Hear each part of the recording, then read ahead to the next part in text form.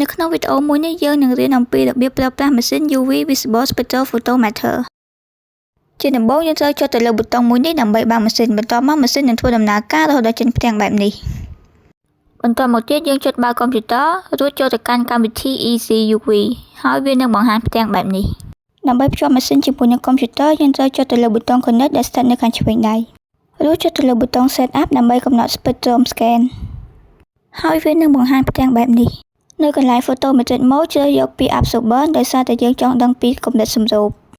Response Mode គឺជាកន្លែងមួយដែលកំណត់ល្បឿននៃការ scan ទិន្នន័យ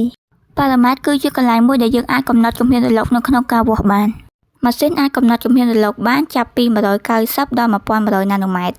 ដូចនេះប្រសិនបើយើងចង់វាស់ជំហានរលកចាប់ពី300ទៅដល់800ណាណូម៉ែត្រនៅចំណុចចាប់ផ្ដើមយើងត្រូវវាយបញ្ចូលជំហានរលកដែលធំឧទាហរណ៍800រីឯនៅចំណុចបញ្ចប់យើងត្រូវវាយបញ្ចូលជំហានរលកដែលតូចឧទាហរណ៍300 Interval គឺជាចន្លោះទិន្នន័យនៃការ scan ដែលយើងអាចជ្រើសរើសបានពី1ទៅដល់5 Display គឺជាកន្លែងកំណត់ចំណុចអតិបរមានិងអបបរមារបស់សម្រូបដែលបង្ហាញនៅលើក្រាប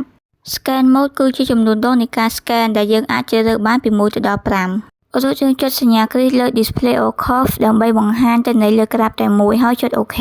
ក្រោយពីបាន set up ហើយយើងត្រូវបូមប្រឡែងដាក់ចូលក្នុងគុយវ៉ែតស្អាតប្រហែលជា3/4នៃចំណុះគុយវ៉ែតដោយជូតលើផ្ទៃថ្លាថ្នមៗមុនពេលដាក់វាស់ក្នុងការដាក់គុយវ៉ែតចូលម៉ាស៊ីនត្រូវបែរផ្នែកថ្លាឲ្យចំទៅនឹងបាត់ពន្លឺឆ្លងកាត់នៅក្នុងម៉ាស៊ីនមានប្រឡោះដាក់គុយវ៉ែតចំនួន4ដូច្នេះយើងអាចដាក់ sample ជាបន្តបានមុនពេលដាក់ sample ចូលម៉ាស៊ីនយើងត្រូវអនុវត្តទៅតាមជំហាននីមួយៗដូចទៅនឹងការដាក់ប្រឡែងចូលដែររួចយើងបិទគម្របម៉ាស៊ីនបន្ទាប់មកចូលទៅកាន់ប៊ូតុងប្រឡែងវានឹងបង្ហាញផ្ទាំងមួយរួចយើងចុចលើពាក្យ scan ដើម្បីវាស់ baseline នៅពេលវាស់ baseline ចប់យើងត្រូវទាញដងមួយនេះថយក្រោយមួយថ្នាក់ដើម្បីឲ្យ sample ត្រូវទៅនឹងបាត់ពន្លឺវិញម្ដងហើយយើងចុចទៅលើប៊ូតុង start ដើម្បីវាស់ sample ដើម្បីរក្សាទុកទិន្នន័យយើងត្រូវចុចទៅលើប៊ូតុង save as រួចចូលទៅកាន់ drive D ស្វែងរក folder UVV ហើយចូលទៅកាន់ MFL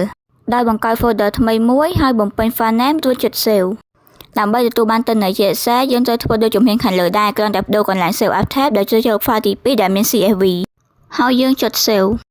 រួចដកគុយវ៉ែតចេញពីម៉ាស៊ីនបិទគម្របហើយរំដងមួយនេះចូលវិញបន្ទាប់មកទៀតយើងត្រូវចុចទៅលើប៊ូតុង Connect or Release ដើម្បីធ្វើការផ្ដាច់ការតភ្ជាប់រវាងម៉ាស៊ីនហើយនិង software ជំហានចុងក្រោយយើងត្រូវចុចបិទកុំព្យូទ័រហើយចុចទៅលើប៊ូតុងមួយនេះដើម្បីបិទម៉ាស៊ីន